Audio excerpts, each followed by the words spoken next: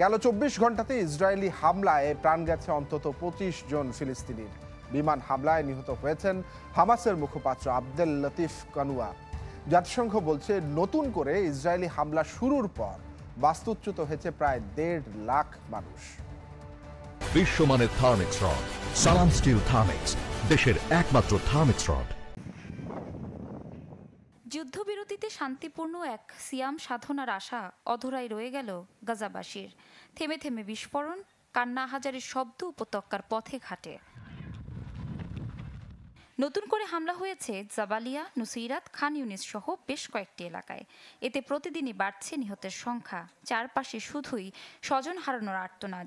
আল কানুয়ার তাঁবু লক্ষ্য করে চালানো ইসরায়েলি হামলায় প্রাণ গেছে হামাসের মুখপাত্র আব্দেল লতিফ কানুয়ার। যুদ্ধবিরতি লঙ্ঘনের পর গেল এক সপ্তাহে বিমান ও স্থল অভিযানে ৪৩০টির বেশি স্থানে হামলা চালিয়েছে আইডিএফ। চলমান হামলায় নতুন করে বাস্তুচ্যুত হয়েছে কয়েক লাখ মানুষ।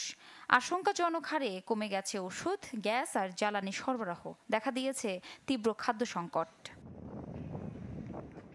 এত কিছুর পরও দমছে না দখলদাররা। গাজার বাসিন্দাদের উদ্দেশ্যে দেওয়া ভিডিও বার্তায় সামরিক অভিযান সম্প্রসারণের হুঁশিয়ারি দিয়েছেন ইসরায়েলি প্রতিরক্ষামন্ত্রী কার্টস। আইডিএফ শিগগিরই গাজার অতিরিক্ত এলাকায় অভিযান চালাবে এবং যুদ্ধক্ষেত্র থেকে সুরক্ষার জন্য গাজার বাসিন্দাদের সরিয়ে নিতে হবে। আপনারাও গাজা থেকে হামাসকে অপসারণ এবং সমস্ত ইসরায়েলি জিম্মিদের অবিলম্বে মুক্তি দাবি করুন। ফিলিস্তিনিদের ওপর এমন জুলুম নিপীড়নের বিরুদ্ধে বিক্ষোভে নেমেছে খোদ ইসরায়েলের নাগরিকরা। সংসদের বাইরে সরকারের বিরুদ্ধে স্লোগান দিতে দেখা যায় তাদের।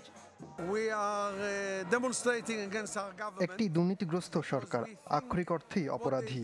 আমাদের যুদ্ধ বন্ধ করতে হবে, জিম্মিদের ফিরিয়ে আনতে হবে এবং নির্বাচনে যেতে হবে। এদিকে কঠিন পরিস্থিতির মাঝেও বুধবার রাতে জেরুজালেমের আল আকসা মসজিদে লাইলাতুল কদরে নামাজ আদায় করেন হাজারো ফিলিস্তিনি।